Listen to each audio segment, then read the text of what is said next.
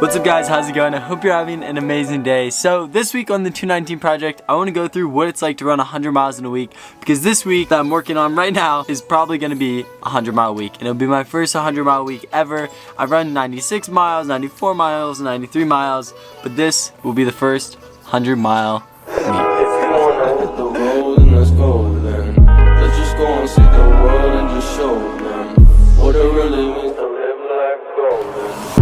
We'll go then, we'll go then. Yeah, about to see it shine.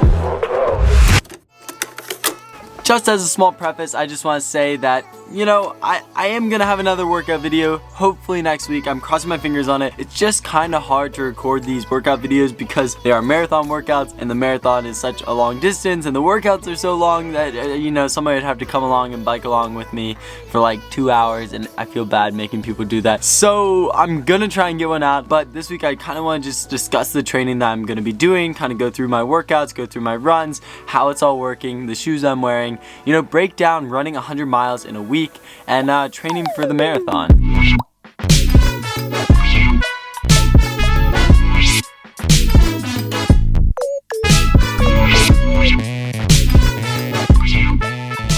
Okay, but before we really get into it, I kind of want to go over 2 pairs of shoes that I have been loving and I just bought because basically I had like 7 pairs of shoes, a ridiculous amount of shoes that I was training in the marathon with. I kind of rotated them and wore them on different days and did all this stuff, but they're all kind of getting dead at the same time. I didn't know which ones were really dead and which ones were sort of dead, and so I just decided to be safe and get 2 new pairs of shoes, and these are the shoes. First we have the Adidas Ultra Boost, which and it's the 2nd generation, which are definitely questionable running. Like, people don't necessarily love running in them because they're really squishy and bouncy and a little heavy, but I've honestly loved running in them because they are so, they're not heavy, but they're a little heavy, and I like that because it kind of slows me down on my easy days, and they're really soft, so, you know, I can just put in a beating on my legs and it absorbs a lot of that impact. And then the upper is just incredibly comfortable. I love just slipping these on to just make my foot feel like it's getting a hug. And then the bottom's all rubber, so, you know, it's gonna last a while, which is sweet.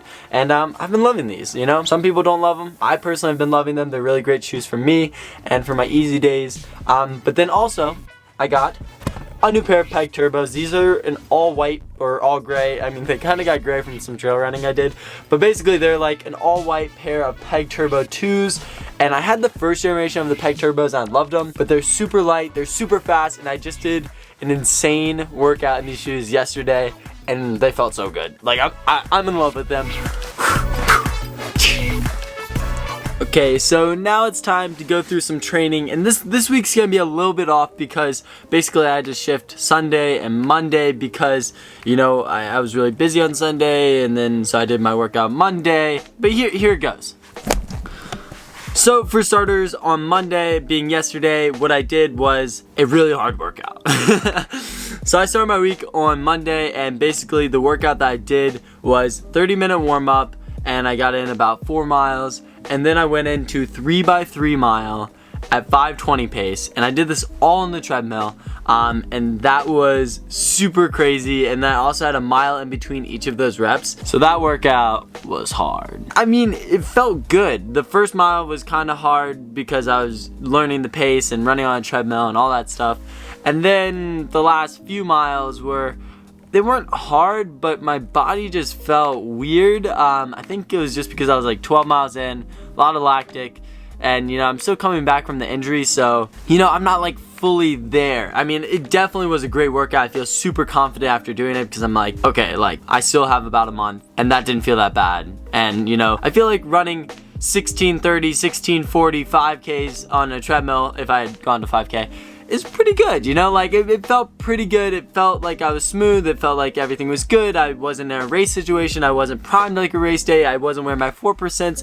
or my next percents. I mean, there's a lot more variables that go into race day that will make it a lot easier, and so if it felt pretty easy on the treadmill, then I'm pretty confident it'll feel comfortable on race day, which is the goal. Just making these 520s click away, feel like butter, feel easy, feel good. Then today, basically all I have is 70-minute morning run with 10 by 20 second on, 40 second off at 5K effort strides, and then a 30-minute double in the afternoon. Then on Wednesday, I'm slated to do another workout, but it might get shifted to Thursday. I'm not exactly sure, but basically 30-minute warm-up, drills, 4 by 20 second strides, change into lighter flats. Workout is 3 by mile at 5:15 pace, 800 meter jog. 2 mile at 5:10 pace, 800 meter jog. 1 mile at 5:05 pace, mile jog to a hill. 5 by 30 second hills with jog down recovery. Cool down until 90 minutes total on the day, roughly 20 to 25 minutes, strength work to follow, and then 30-minute double run. So that workout will be working some of my like faster, a little bit faster than marathon pace work. You know, after doing that last workout on the treadmill, I think that doesn't sound very hard. So, you know, I'm pretty confident going into that workout, and that confidence will lead into the next workout, which will happen next Sunday. But we still have some more days of training to go through. Then on Tuesday, it'll be 60-minute easy recovery, very easy, and then 30-minute aqua jog in the afternoon. Then Friday, we have a 70-minute run with 12 by 30 second at 5K effort, down to 3K effort, 1 minute off strides. So 30-second strides with 1 minute off, which is pretty solid. And those are always just to kind of tune up going into the workout, kind of get the legs moving fast, kind of work that fast twitch muscles, those fast twitch muscles. And yeah, and then I have a 30-minute double and some core and stretching. So what you'll realize as a big trend is that basically almost all my easy days have a double of some sort, whether it's aqua jogging or just another run. And when you're running really high mileage, like 100 miles a week or whatever mileage I'm doing per week, you kind of have to do that, you know? Of course, it's better to get your mileage in singles, but if I was running 100 minutes every single day and just going 100 minutes straight, I think my legs would be pretty dead. I don't think it would be the healthiest, and yeah, so we do doubles. But you shouldn't do doubles if you're probably running under like 70 miles a week. Like, there's no real point. I really feel like it's only when you get over that 60 to 70 mile mark that you should start doing doubles, because it's more beneficial to get them in one run, and it's not gonna do too much on your body to be doing like a 10-mile run. And then on Saturday, we have a 60-minute easy run in the morning, and then 30-minute easy in the afternoon, which is solid. Just a solid standard day right there. Then on Sunday, to wrap up the week, we have another tough workout. And so this one is going to be another 2 hours and 5 minutes total, because the Sunday before, or this Monday actually, because I shifted them, was a total of 2 hours and 5 minutes. So this workout is 2 hours and 5 minutes total, as I just said. 30-minute easy warm up, 10 miles alternating between 5:15 to 5:20 and 6:15 to 6:20. So basically I'll run a 5:20 mile and then a 6:20 mile, and the 5:20, 6:20, 5. And this is kind of just to get acclimated with marathon pace and to learn how to recover while still running fast. That's what Drew said, which I think is great. You know, it's a great way to kind of, you know, learn that. After the last lower rep, do 5 by 30 seconds on with 1 minute off at 5K effort. And the purpose of that is just to kind of open up the stride after, you know, alternating for 10 miles, you know, at like a faster and slower. I mean, I think my legs will be pretty lactic heavy with that, like fartlek-like atmosphere, I guess. It's not really fartlek, and it's not really, but I mean, I guess it kind of is, but it's kind of not. I don't know. And then I cool down until I'm done, so probably another like 30 minutes of running or something like that. And then 20-minute easy shakeout. Solid. And the shakeout's in the afternoon. So that is a week of training for me. I hope you guys enjoyed kind of hearing what a week of training is for me, because I feel like I've gotten a lot of comments with people saying, dude, why are you doing that workout, to like some of my past workout videos, like, who's coaching you? Like, that's such a stupid thing to do for a marathon. And I'm just like, bro, like, if you knew that Drew Hunter is coaching me, would you be saying that? Like, he's one of the best runners in the United States. His mentors are checking over this. It's like, training goes in phases. I trust what my coach is telling me. I trust what Drew is telling me.